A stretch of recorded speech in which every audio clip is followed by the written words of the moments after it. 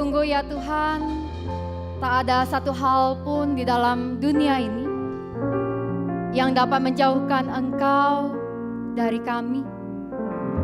Demikian juga kami rindu untuk terus selalu mendekat denganmu di dalam setiap perjalanan hidup yang kami lalui. Dengan semua hal yang terjadi sebagai hal-hal yang mudah, menyenangkan, menggembirakan. Namun juga ketika hidup kami memperlihatkan kepada kami hal-hal yang tak mudah, yang sulit, yang membuat kami menderita dan bahkan berduka. Tak ada satupun hal yang dapat menjauhkan kasih-Mu. Dan karenanya, biar kami juga selalu rindu mendekat kepadamu. Jamahlah kami Tuhan pada saat ini dengan firman-Mu. Apa yang kami baca dan renungkan dari dalam Alkitab, biarlah menjadi pelita yang menerangi kehidupan kami di dalam semua hari-hari yang Kau percayakan kepada kami untuk kami hadapi. Bersabdalah ya Tuhan bagi setiap kami. Bersabdalah, kami siap menyambut firman-Mu. Dalam nama Tuhan kami Yesus Kristus, kami berdoa. Amin.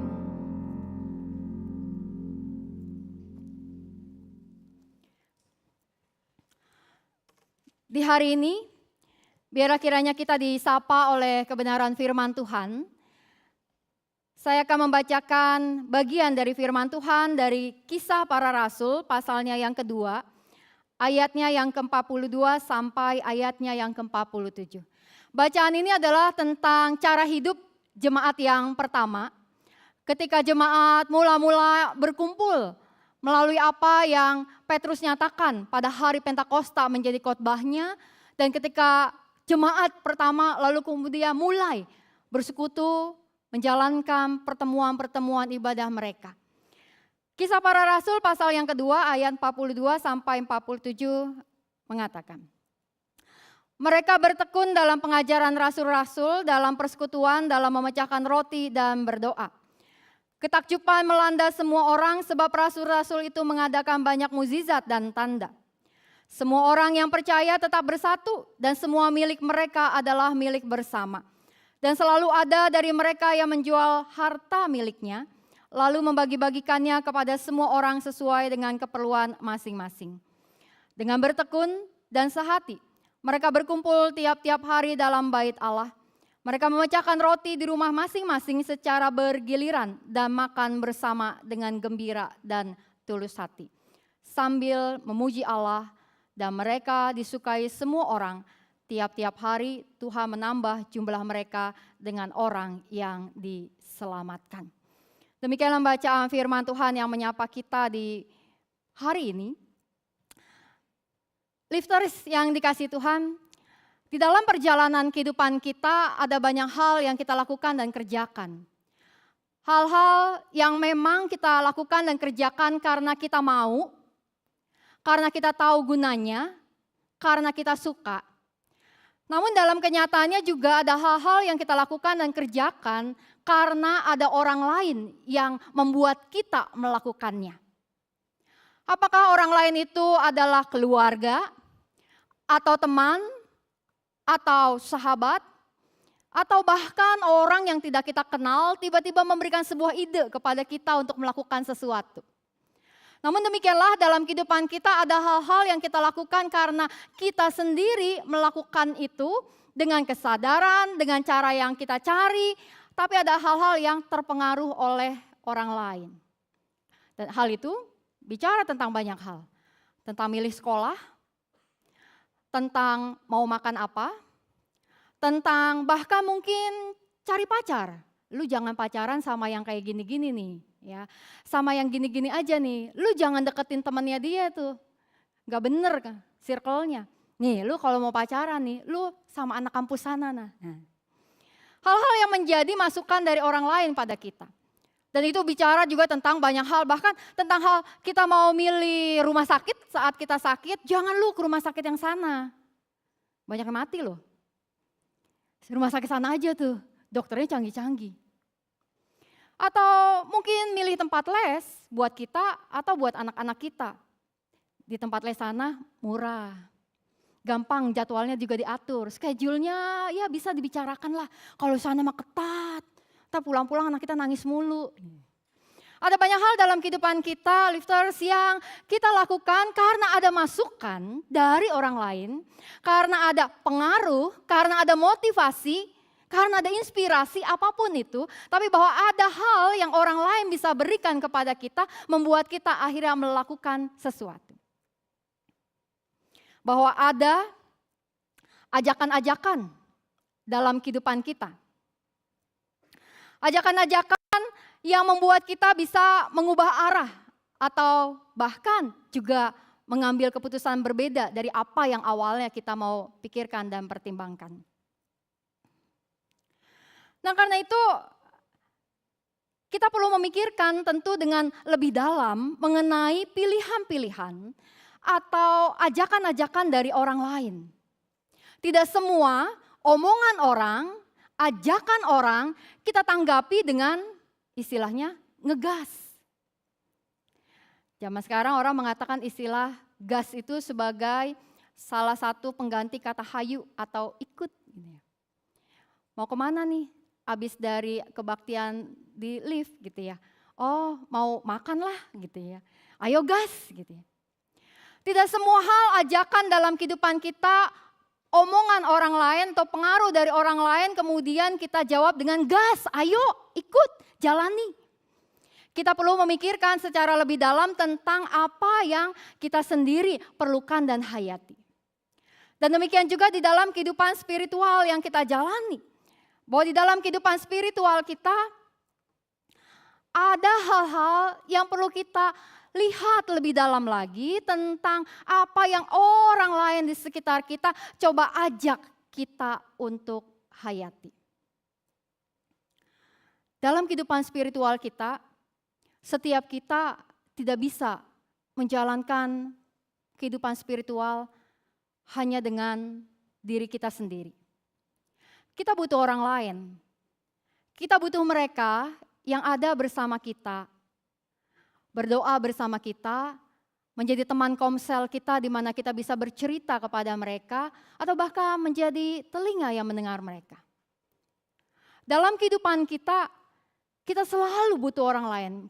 Sejak kita sekolah kita tahu bahwa manusia adalah makhluk sosial, kita hidup bersama dengan yang lain. Begitu juga di dalam pertumbuhan iman kita kepada Tuhan.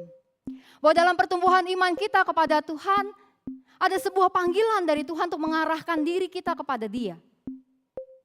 Tuhan adalah arah spiritual kita. Tuhan adalah tujuan hidup kita. Dan Tuhan memanggil kita untuk hidup bersama di tengah-tengah persekutuan yang Ia percayakan kepada kita. Namun juga bicara tentang kehidupan spiritual, lifters, ada banyak hal yang menurut saya kadang-kadang salah dipahami. Kehidupan spiritual itu bukan hanya sekedar kita mendengar firman dari mungkin gereja tertentu atau bahkan dalam satu hari minggu karena sekarang ada begitu banyak media online, digital. Dalam satu hari minggu pagi, siang, sore, malam kita mendengarkan begitu banyak firman atau bahkan melalui gadget kita dalam satu hari renungan pagi, renungan siang, renungan sore, renungan malam, bahkan renungan tengah malam kita bisa peroleh. Tapi hidup spiritual tidak hanya sekedar kita mendengar sesuatu tentang Tuhan. Kehidupan spiritual adalah seperti tanaman yang perlu ditaruh di sebuah tempat. Lalu di tempat itu berakar, akarnya semakin kuat, yang kemudian membuat batang-batangnya menjadi semakin kokoh, sehingga kemudian menghasilkan daun-daun dan buah. Kehidupan spiritual itu bukan hanya sekedar loncat dari satu YouTube ke YouTube yang lain. Atau dari satu gereja ke gereja yang lain. Atau mungkin ada lifters yang punya pacar beda gereja. Oke, supaya hubungan kita bisa baik, minggu ini di GKI Anugerah ikut lifters. Minggu depan di gereja calon kita. Minggu depannya lagi di lifters lagi. Oke, itu pembagian yang baik, tapi coba pikirkan ketika Spiritualitas itu menjadi seperti sebuah pohon. Dia perlu tempat untuk berakar, bertumbuh, dan kemudian berbuah. Dan itu kita peroleh dalam sebuah komunitas iman yang Tuhan percayakan. Lifters berada di sini, mengikuti ibadah ini, tapi saya yakin bahwa kegiatan bukan hanya sekedar di kebaktian ini. Ada berbagai kegiatan lift lainnya yang disediakan, yang disajikan, yang didoakan untuk menjadi pertumbuhan iman dari kalian, dari kita semua. Dan itu mengajak setiap kita untuk ada di dalam komunitas dan bertumbuh bersama-sama di dalamnya. Mendalami iman kita di dalam komunitas, bersama dengan keluarga, bersama dengan sahabat yang Tuhan percayakan kepada kita di dalam persekutuan ini. Saat ini saya mau mengajak kita merenungkan juga apa yang Kisah Para Rasul sampaikan. Perenungan dari Kisah Para Rasul ini saya akan ajak kita renungkan di dalam satu istilah, gas. Apa itu gas? Yang pertama adalah Kisah Para Rasul memperlihatkan bagaimana jemaat pertama, jemaat mula-mula bertumbuh di dalam iman mereka dan menjadi komunitas yang disukai. Semakin banyak orang yang bergabung, semakin disukai. Dan mengapa? Karena ada sesuatu di dalam mereka. Firman Tuhan mengatakan bahwa mereka bertekun di dalam pengajaran, mereka bertekun dalam firman, mereka bertekun dalam ritual ibadah mereka juga bertekun di dalam doa, dalam pertemuan ibadah mereka.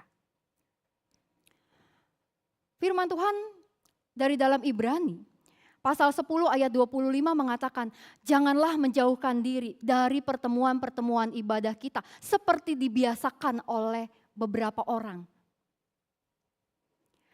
Sejak zaman Alkitab, ada orang-orang yang tidak senang beribadah. Jadi kalau lifters ketemu orang-orang yang gak suka beribadah pada zaman sekarang, sesuatu yang natural rupanya bahwa manusia tidak semuanya suka untuk beribadah.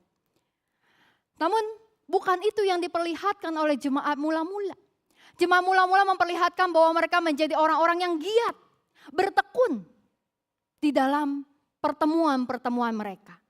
Di dalam firman, bertumbuh mencari tahu apa yang Tuhan mau sampaikan. Bukan hanya sekedar mendengar, meresapinya, mendiskusikannya dengan yang lain yang ada dalam komunitas kita. Dan bertekun dalam doa-doa kita bersama. Itulah hal pertama, giat dalam pengajaran di tengah persekutuan kita. Hal yang kedua adalah Kisah Para Rasul memperlihatkan bahwa jemaat mula-mula ini hidup bersama, berbagi bersama, bahkan mengatakan bahwa milik mereka adalah milik bersama. Selalu ada, Alkitab mengatakan selalu ada orang yang menjual harta miliknya, lalu hasil penjualannya itu dibagikan. Dibagikan kepada siapa? Alkitab mengatakan dibagikan kepada mereka sesuai dengan keperluan masing-masing. Keperluan masing-masing berarti kebutuhan masing-masing orang.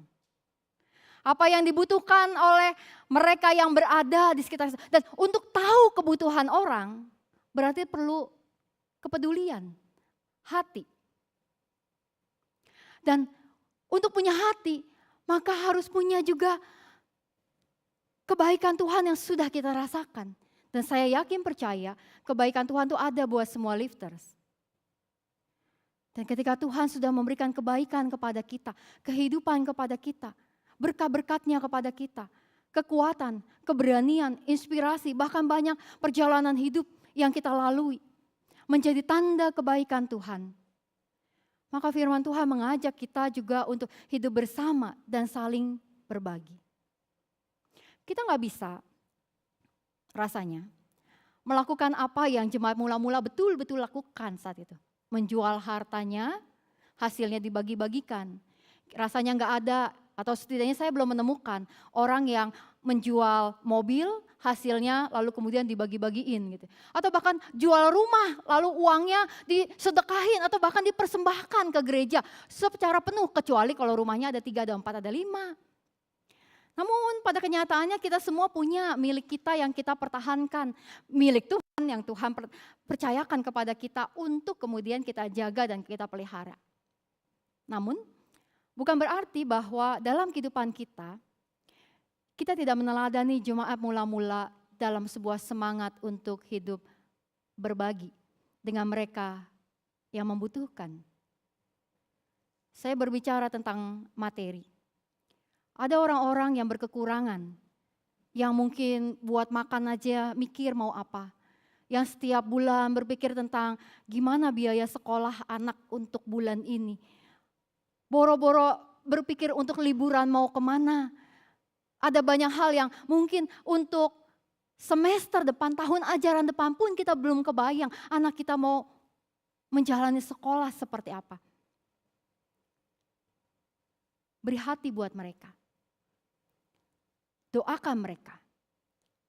Berbagi dengan mereka. Tapi tidak hanya di situ. Karena firman Tuhan bukan hanya bicara tentang kehidupan berkat secara materi. Tuhan juga memberikan kepada kita begitu banyak kekayaan-kekayaan lain, berkat-berkatnya yang lain. Ketika Tuhan memberikan kepada kita kelebihan, maka ada di antara kita, dalam komunitas kita, yang mungkin kekurangan yang membutuhkan apa yang kita punya. Apa saja? Banyak. Kekuatan doa.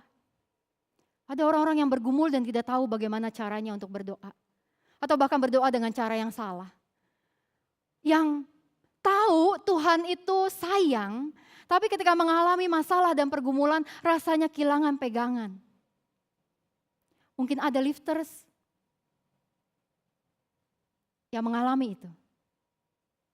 Tapi juga saya percaya ada banyak lifters kalian yang punya kekuatan untuk berdoa bagi orang-orang yang sedang bergumul itu. Bagikan kekuatan doamu. Pegang tangannya, temui, ajak, dan katakan, aku ada berdoa karena Tuhan mengirim engkau untuk menjadi temanku. Kita punya hikmat, kita punya banyak pertimbangan-pertimbangan yang lebih bijak. Dan mungkin ada orang-orang di sekitar kita, di komunitas kita yang bergumul dengan banyak hal dan mau mengambil keputusan yang rasanya susah dan berat untuk dijalankan. Duduk bersama mereka dan katakan, oke, apa yang jadi pertimbanganmu? Aku bantu untuk berpikir. Apa yang bisa kira-kira aku temani agar engkau bisa yakin mengambil keputusanmu, mendukungmu. Kita mungkin orang yang kalau baca Alkitab udah balik depan belakang, buka kiri kanan, lalu merasa Tuhan ngomong apa sih dari dalam Alkitab?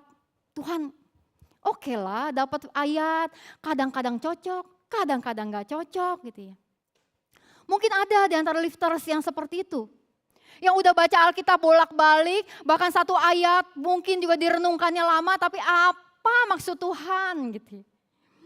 Tapi juga saya percaya, di antara lifters, ada di antara kalian, orang-orang yang punya kekuatan untuk mencari makna Tuhan, merefleksikan kehidupanmu. Karenanya jangan simpan sendiri. Bagikan makna itu bagi yang lain. Apakah itu dalam komsel yang kalian miliki? Atau bahkan di dalam refleksi, atau bahkan dalam perjalanan pergumulan kehidupan sehari-hari, atau bahkan saat ketemu, habis jemput anak sekolah sama-sama, liar kenapa sih? Coba-coba. Tuhan itu baik loh. Kalau mentok, Tuhan kasih buka pintu yang lain loh. Yuk, kita coba yakini jalan mana yang Tuhan mau tunjukkan. Karenanya Kehidupan bersama di dalam komunitas adalah kehidupan untuk berbagi. Sesuai dengan apa yang menjadi keperluan masing-masing. Apa yang menjadi kelebihan kita, apa yang menjadi kekuatan kita, apa yang menjadi berkat yang Tuhan percayakan kepada kita. Itu adalah hal yang sedang Tuhan titipkan supaya kita membawa itu menjadi berkat bagi yang lain. Karenanya aktif dalam berbagi dengan yang lain. Dan itu adalah kata yang kedua. Yang pertama adalah kita mau giat, lalu aktif, lalu untuk kata gas, S, siap. Siap apa? Dalam pembacaan satu ayat dari Ibrani pasal 3 ayat 13. Ibrani pasal 3 ayatnya yang ke-13. Alkitab mengatakan gini. Hendaklah kamu saling menasehati setiap hari selama masih dapat dikatakan hari ini, supaya jangan ada di antara kamu yang menjadi keras hatinya karena tipu daya dosa. Lifters yang dikasih Tuhan, dikritik orang, enak apa enggak? Jujur, enggak. Apalagi kalau dikritiknya dengan cara yang menyakitkan gitu ya. Dasar lu ya, suara fales, mau pelayanan. Dasar lu ya, bodoh. Sekalipun itu benar, kita fales, kita bodoh. Tapi tidak selalu mudah untuk mendengar kritikan orang lain. Dan kita mengatakan itu bullying, itu judging, itu sesuatu yang merendahkan. Tapi kalau itu ternyata mengandung sebuah kebenaran, atau bahkan ketika lifters mendengar kritikan, masukan, atau mungkin kata-kata orang lain yang tidak kita suka, sebelum merespon, jeda dulu sejenak, berhenti dulu sejenak, mikir dulu, apa sih sebenarnya yang bisa saya pelajari dari omongan orang itu. Dan terlebih-lebih, jeda sejenak, merenung sejenak, untuk memikirkan apa sih yang Tuhan mau tunjukkan kepada saya ketika saya mendengar kata-kata itu nyampe ke telinga saya. Alkitab mengatakan saling menasehati. Karena itu berada di dalam komunitas adalah hidup bersama dengan banyak orang. Orang yang mulutnya tidak bisa kita kendalikan. Orang yang dalam komunitas kita akan menemukan mereka yang begitu menginspirasi kita, mengapresiasi kita, memuji kita. Wah loh, jago banget. Terima kasih pelayanan hari ini luar biasa. Tapi mungkin juga kayaknya biasa banget hari ini sih. Kita akan selalu menemukan orang-orang yang berkata sesuatu bagi kita. Tentu kita belajar untuk bersikap bijak ketika menyampaikan sesuatu kepada orang lain. Sehingga kita bisa menjadi orang-orang yang lebih dewasa dalam menyampaikan pendapat atau pemikiran kita. Itu kita.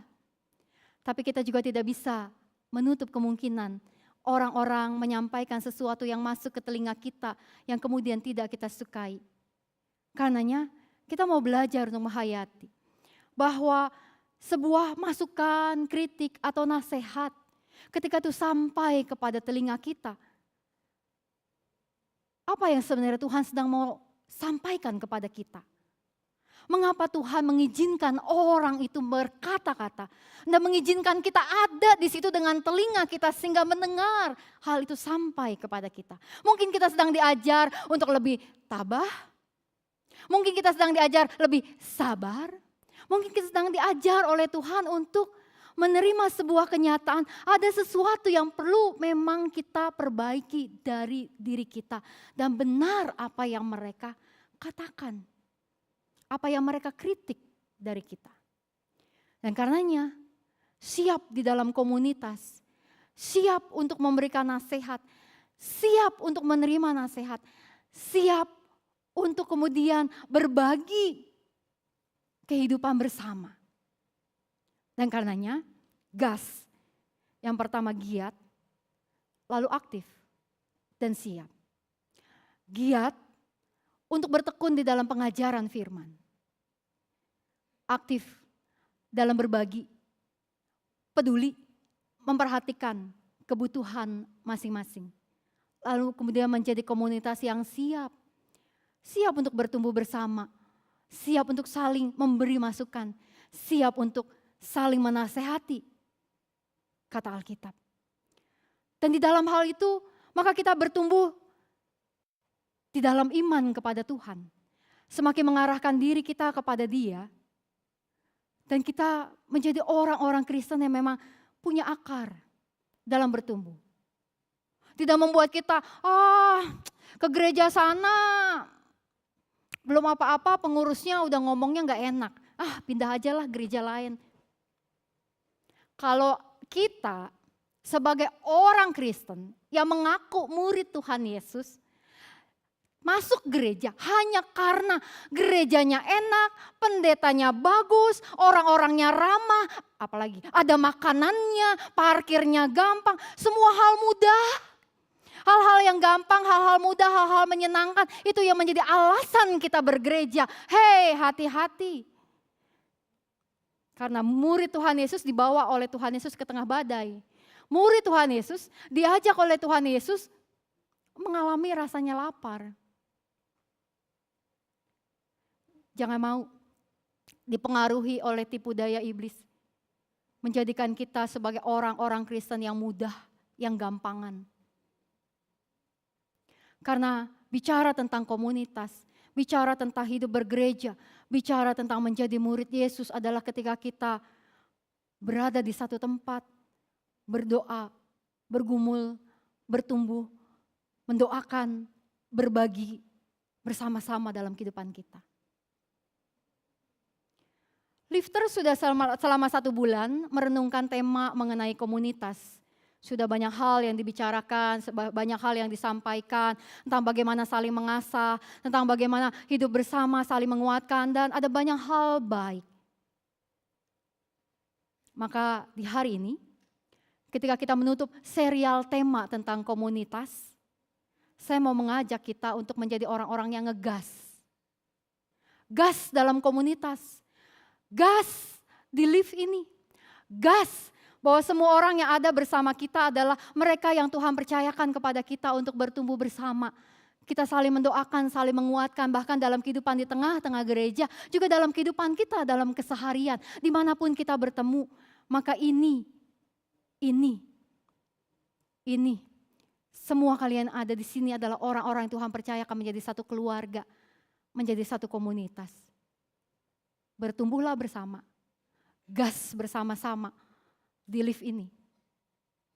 Saya mau mengajak lifters untuk saling melihat, mungkin sekarang ada yang duduknya bersama keluarga, teman gitu ya, atau juga bestie-bestinya gitu ya, yang biasalah kita memang duduk punya tempat favorit. Tapi saya mau mengajak lifters setidaknya menemui gitu ya, beranjak untuk mendatangi 3 orang dari antara yang ada yang belum dikenal, jadi bukan keluarga, bukan teman, bukan CS. Kalau Bu Pendeta saya udah kenal semua orang di tempat ini, oke lah, semua orang sudah dikenal, tapi mungkin ada 3 orang yang jarang diajak ngobrol, maka datangilah 3 orang itu. Datangi orang itu lalu katakan, ayo gas di lift. Silakan, saya kasih waktu mungkin beberapa saat begitu, datangi 3 orang yang Anda tidak kenal atau yang jarang Anda ajak ngobrol, lalu katakan kepada mereka, ayo ngegas kita di lift.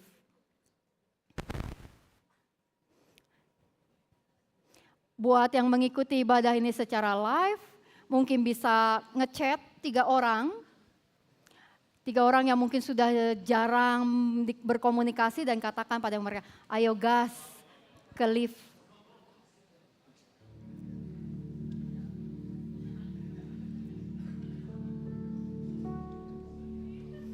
Karena ketika Tuhan menyatukan kita sebagai satu komunitas, Tuhan tuh gak melakukan sesuatu secara kebetulan. Tapi Tuhan tuh selalu punya rencana.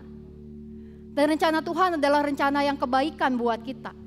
Agar kita bertumbuh mengenal Dia dengan semakin dalam dan bahkan semakin setia. Bahwa ketika Tuhan menyatukan kita, menyatukan kalian menjadi satu bagian di tempat ini, Tuhan sedang memanggil kalian untuk menjadi teman dan sahabat, bertumbuh bersama kepada Dia di tengah-tengah kehidupan yang dilakukan. Sebagaimana Tuhan juga setia melakukan banyak hal baik kepada kita. Setialah terus juga untuk mensyukuri kebaikan Tuhan. Setialah juga selalu bertumbuh di dalam komunitas iman yang Tuhan percayakan kepada kita. Bahkan setialah selalu dalam firman dan doa-doa kita kepadanya. Setialah selalu dalam menjalankan kehidupan kita di bawah kaki Yesus yang selalu penuh dengan kebaikan. Dia adalah Tuhan yang setia. Mari kita nyatakan bahwa kita juga mau menjadi orang-orang yang setia kepada Dia. Dan biarlah pada saat ini Tuhan menyelidiki hati setiap kita, melihat kedalaman diri kita, dan bahkan Tuhan mengangkat kita untuk melihat kebaikan-kebaikannya dalam kehidupan yang kita jalani.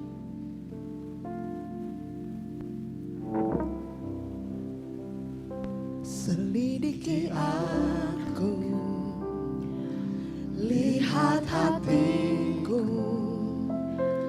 apakah ku sungguh mengasihimu, Yesus, Kau yang Maha Tahu dan menilai hidupku, tak ada yang tersembunyi bagimu.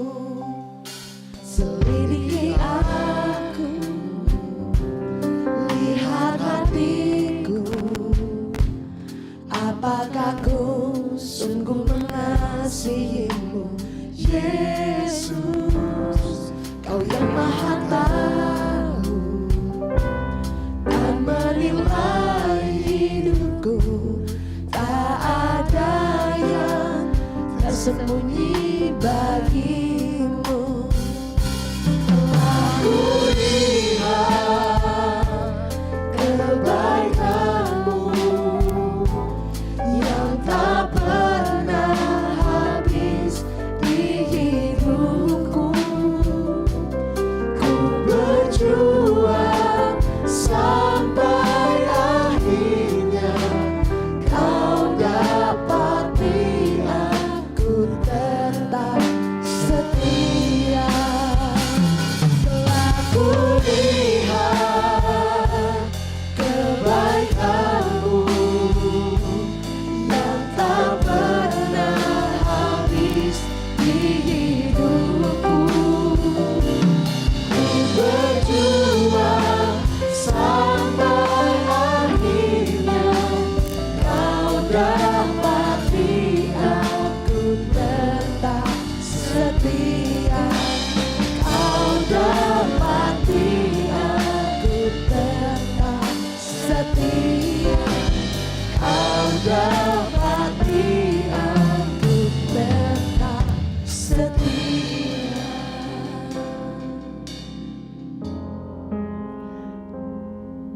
Tuhan yang Maha Kasih, Engkau adalah Tuhan yang setia yang memanggil kami untuk mendekat kepadamu.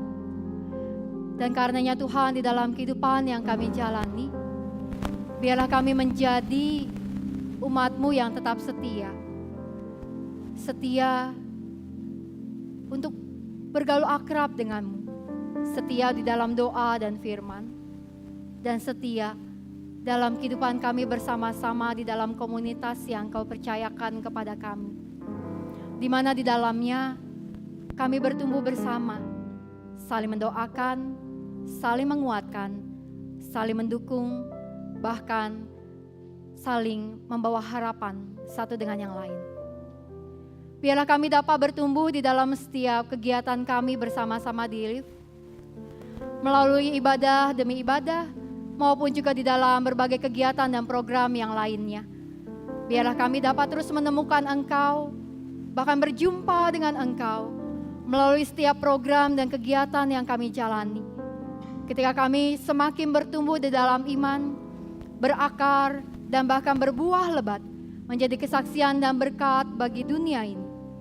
Kami bersyukur Tuhan, Engkau memberikan kami sahabat, teman, dan keluarga di dalam gereja-Mu di tempat ini. Berkatilah kiranya setiap para pelayan-pelayan-Mu, hamba Tuhan, dalam semua aktivitas yang dijalankan. Juga untuk seluruh umat-Mu di tempat ini, pertumbuhkan mereka di dalam iman kepadamu. Panggil mereka untuk terus semakin dekat dengan Engkau, dan bahkan juga di dalam komunitas ini untuk semakin dapat menjalankan banyak hal yang baik, semakin bergiat, semakin aktif dalam berbagi, dan bahkan semakin siap untuk menerima kehadiran satu dengan yang lainnya, bahkan saling menasehati. Berkatilah ya Tuhan lifters di tempat ini, di dalam semua hal yang dijalani, biarlah Engkau yang menuntun. Bahkan pada saat ada umat-Mu yang mengalami banyak hal yang sulit, berat, dan bergumul, maka Tuhan kirimkanlah juga seseorang dalam komunitas ini yang menjadi kekuatan, menjadi teladan, menjadi inspirasi, dan bahkan menjadi pendoa. Sehingga di dalam kehidupan kami dapat terus melihat kebaikan-kebaikan Tuhan yang semakin nyata dalam hari-hari kehidupan yang kami tekuni. Dalam nama Tuhan kami Yesus Kristus, kami berdoa. Amin. Mari saya undang untuk bangkit berdiri.